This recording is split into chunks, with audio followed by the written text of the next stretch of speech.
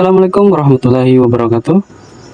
Kali ini saya akan tampilkan aksi nyata modul 1.4 budaya positif. Saya dengan Muhlifah, instansi SMP Negeri 35 Buton, CGP Angkatan 9, Kabupaten Buton.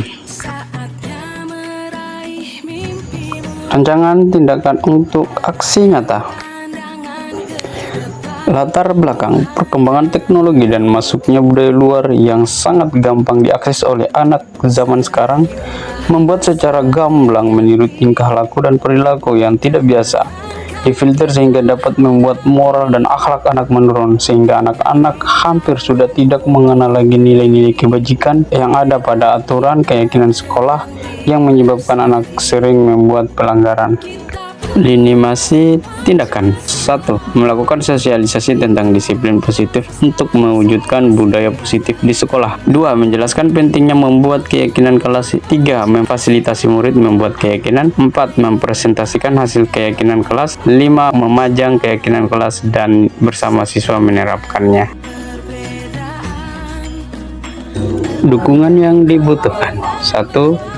Dukungan dari kepala sekolah, rekan guru, serta siswa untuk menerapkan budaya positif di sekolah.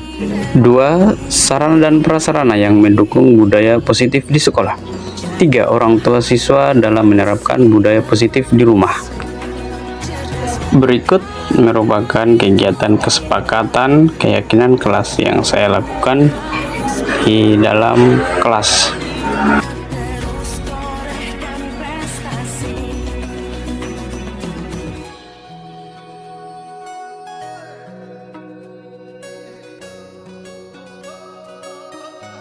Berikut merupakan kegiatan pengimbasan budaya positif modul 1.4 kepada rekan sejawat. Terima kasih Bapak Ibu atas malam ini menyempatkan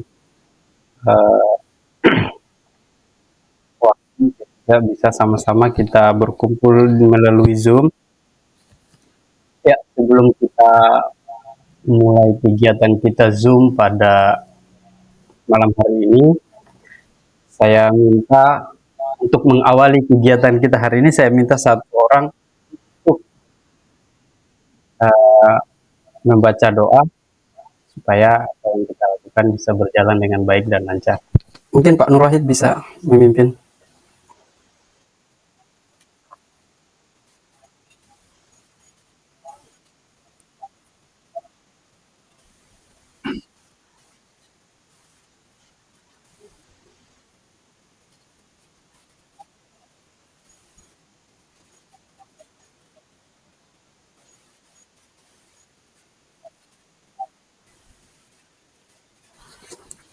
Ya, terima kasih Pak Nur Wahid telah menyamai kita malam ini, mengawali dengan bacaan doa.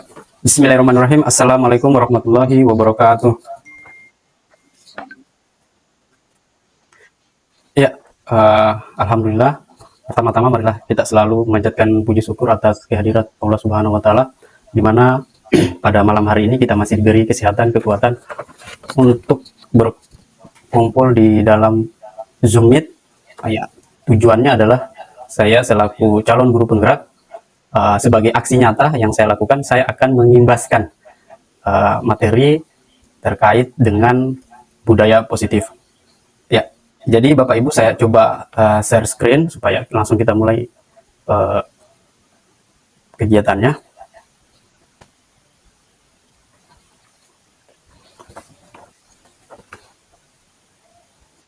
Bapak Ibu, apakah sudah kelihatan kelas? Oke, sebelum kita, apakah slide-nya bergeser? Oke, kita coba bermain dulu ya. Jadi, pada kasus ini, Bapak Ibu mengepal tangan. Kemudian, Bapak bayangkan yang ada di dalam kepalan tangan Bapak Ibu itu merupakan barang berharga. Barang berharga. Kemudian si B ini coba mau membuka kepalan tangan Bapak Ibu. Yang si B ini mau membuka kepalan tangan Bapak Ibu. Pokoknya dia berbagai cara untuk membuka kepalan tangan tersebut. Dengan cara membujuk, menghardik, mengintimidasi, memarahi, menggoda, bahkan menggelitik. Sampai ke hal-hal bahkan menawari uang untuk sedia membuka tangan Bapak Ibu. Bisa dipahami? Oke. Kemudian sebaliknya, si B pun kemudian mengepal tangannya. Tadi si B sebagai pelaku untuk membuka kepalan tangan Bapak Ibu. Kemudian sebaliknya, si B lagi yang kemudian mengepal tangannya. Si B mengepal tangannya, kemudian Bapak Ibu yang coba mau membuka kepalan tangan tersebut. Bisa dipahami? Bisa ya? Oke, sekarang saya minta tanggapannya terkait dengan kepalan tangan yang dilakukan tadi. Apakah Anda atau B yang menutup kepalan tangan Anda? Mengapa? Apa alasan Anda atau B tetap menutup kepalan tangan? Ya, jadi pada dasarnya kembali ke diri masing-masing. Bahwasanya kita sebagai manusia itu memiliki posisi kontrol masing-masing. Artinya semua itu tergantung kita sesuai dengan kebutuhan dasar kita. Apapun yang kita lakukan itu berada pada posisi kontrol kita. Ya, orang mau mengintimidasi, orang mau mengganggu, orang mau menggelitik, bahkan mau menawarkan uang. Kalau kita tidak mau membuka kepalan tangan kita, ya itu tergantung kita. Ya, jadi kenapa kemudian kita coba bertahan? Karena memang itu kebutuhan dasar kita. Pada dasarnya manusia itu punya posisi kontrol untuk mempertahankan keadaannya karena dia memiliki kebutuhan dasar di situ. Ya, baik, saya lanjut. Oke, bisa dilihat slide selanjutnya. Apakah bisa bergerak? Belum ya.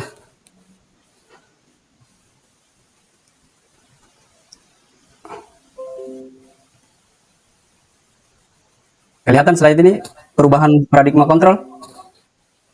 Oke. Oke. Ya, jadi Bapak Ibu sekalian terkait dengan perubahan paradigma teori kontrol ini yang terjadi selama ini terkait dengan ilusi guru. Yang pertama itu ilusi guru mengontrol murid. Ya, ini yang sering kita lakukan dalam pembelajaran kita hari-hari, kegiatan kita hari-hari di sekolah, bahwasanya ilusi guru mengontrol murid. Kemudian ilusi bahwa kritik dan membuat orang merasa bersalah dapat menguatkan karakter. Artinya apa? Ketika kita ini bahasa lainnya adalah melabeli siswa.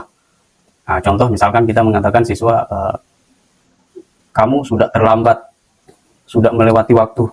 Kita berilusi bahwa selama ini yang terjadi adalah menguatkan karakter. Kemudian ilusi bahwa semua penguatan positif efektif dan bermanfaat. Ini maksudnya adalah pendekatan yang dilakukan terhadap siswa terhadap suatu kasus yang terjadi dengan cara kita membujuk. Ya, tentunya ke arah yang lebih baik. Kemudian ada ilusi bahwa orang dewasa memiliki hak untuk memaksa. Jadi ini yang terakhir juga masih terkait dengan ilusi kontrol yang terjadi. Jadi teori-teori ini adalah teori yang dikatakan oleh William Glasser. Dia coba memetakan yang terjadi selama ini. Kalau kita ketahui bahwa ilusi guru mengontrol murid itu dampaknya adalah pada dasarnya kita tidak boleh memaksa murid untuk berbuat sesuatu. Jika ia memilih tidak melakukannya maka tidak akan berhasil. Misalkan begini, kita menyuruh siswa untuk misalkan mengangkat meja misalkan atau mengangkat kursi. Siswa itu punya posisi kontrol, sama kita guru juga memiliki posisi kontrol. Ketika siswa disuruh kemudian tidak mau, berarti satu hal yang kita perlu ketahui bahwa posisi kontrol dia tidak mengizinkan. Karena kenapa? Karena dia tidak membutuhkan itu. Dia tidak punya kebutuhan di situ. Ya, bisa jadi kenapa? Karena bisa jadi mungkin lemah fisiknya, kebutuhan dasarnya tidak sampai ke situ. Nah, itu contoh. Kemudian ilusi bahwa kritik dan membuat orang merasa bersalah dapat menguatkan karakter. Nah, ini yang terjadi bahwa kritik dan rasa bersalah menuju pada identitas gagal. Ini yang kita perlu pahami bahwa ketika kita melabeli siswa bahwa kamu salah, kamu tidak benar, kamu bodoh, nah, itu melabeli. Artinya kita akan membangun karakter, tujuannya membangun karakter, ternyata ini seharusnya menuju sukses, tapi ternyata gagal. Kenapa? Karena mereka belajar untuk merasa buruk tentang diri mereka.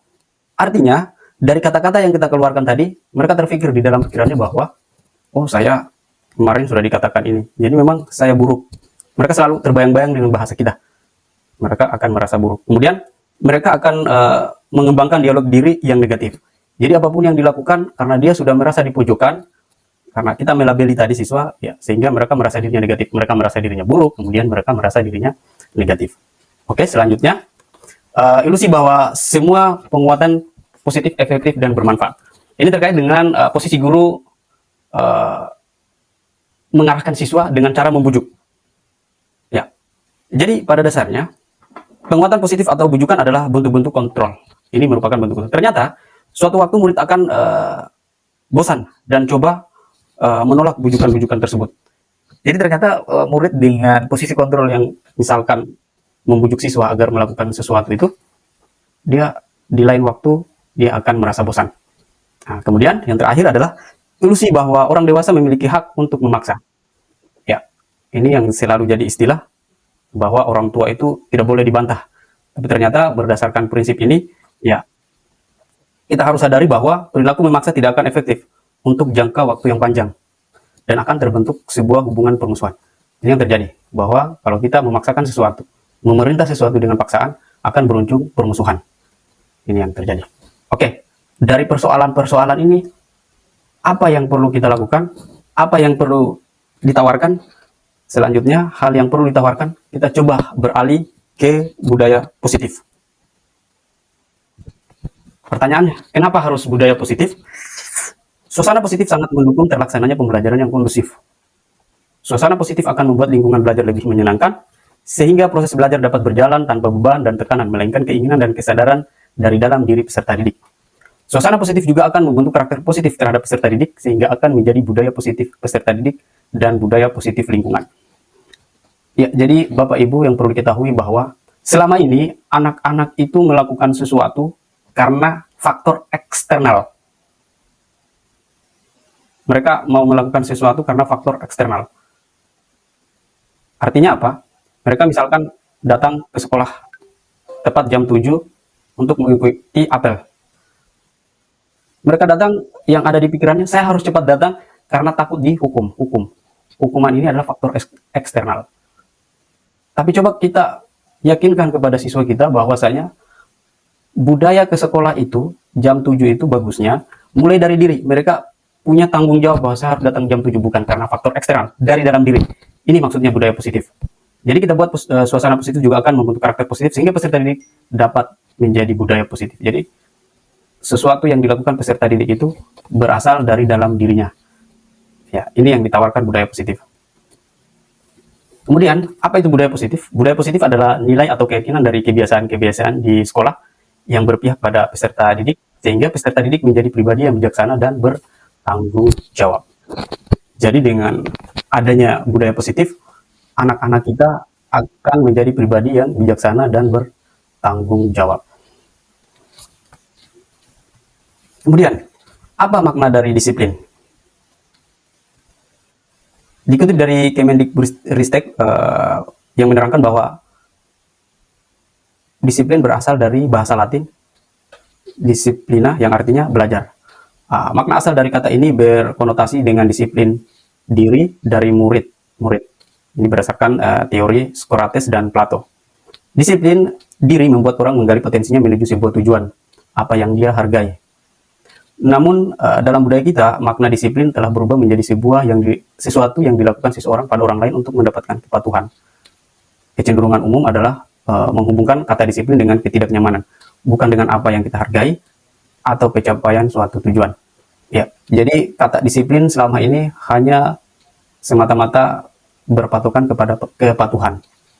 Ini yang kemudian sudah membudaya, sehingga kata disiplin itu ya terhubung dengan ketidaknyamanan. Bukan berarti yang seharusnya disiplin itu dihargai dan mencapai tujuan yang mulia. Ya, ini yang kemudian paradigma yang kita harus rubah. Oke, disiplin positif adalah pendekatan yang digunakan untuk mendidik anak melakukan kontrol diri dan pembentukan kepercayaan diri. Di sini ada 3 disiplin positif yang seharusnya berdasarkan perubahan kurikulum ini, tanpa kekerasan dan tanpa ancaman, melainkan komunikasi tentang perilaku secara efektif antara guru dan peserta didik. Itu satu. Kemudian yang kedua, peserta didik diajarkan untuk memahami konsekuensi dari perilaku mereka dan menumbuhkan rasa tanggung jawab dalam diri mereka. Kemudian yang ketiga, menumbuhkan kesadaran serta memberdayakan peserta didik untuk melakukan sesuatu tanpa sogokkan ancaman maupun hukuman. Ya, jadi di disiplin positif ini kita mulai dari diri anak, itu yang seharusnya, tanpa sogokan, ancaman, atau hukuman. Di kurikulum Merdeka sekarang, penerapannya itu adalah, sekarang bukan lagi namanya peraturan, tetapi keyakinan. Kenapa? Diri anak itu, potensi anak itu usahakan dibangun dari dalam dirinya, bukan karena paksaan ataupun dengan sanksi-sanksi yang diberikan untuk berbuat sesuatu. Kenapa keyakinan kelas? Karena nilai-nilai kebajikan di dalamnya. Jadi di dalam kelas itu istilahnya ada nilai-nilai kebajikan. Di keyakinan kelas itu ada nilai-nilai kebajikan yang kemudian mereka harus penuhi. Sekarang namanya bukan lagi hukuman, tapi konsekuensi. Itu yang ada saat ini.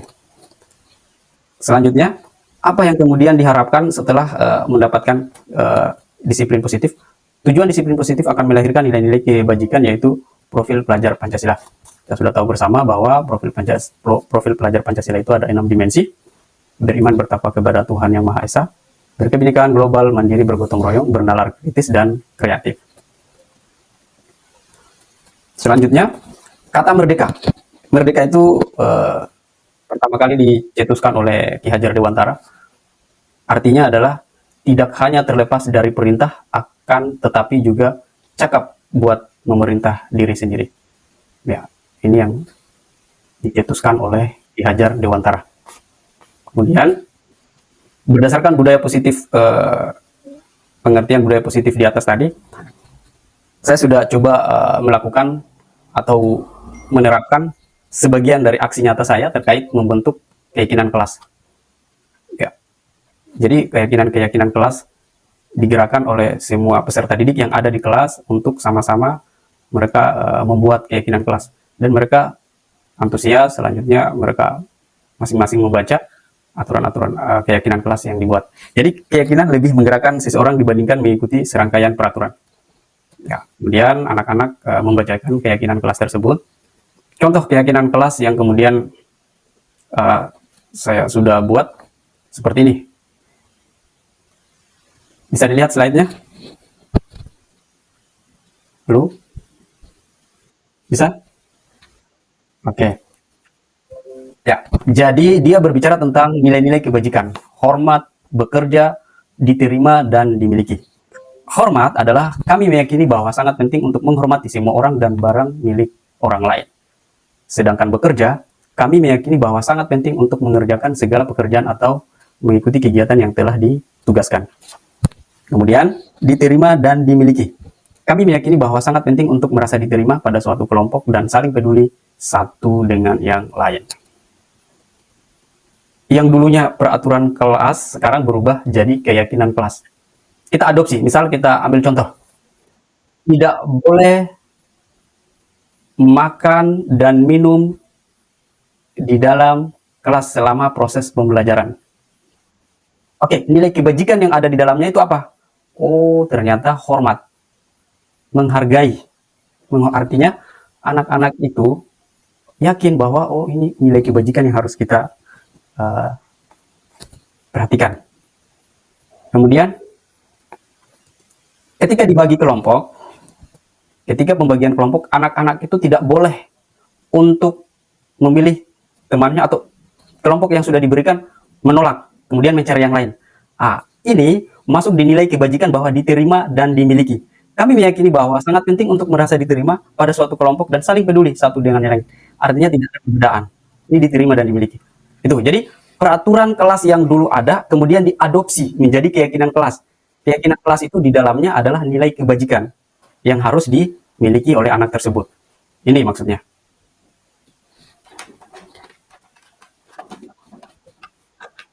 Oke. Selanjutnya,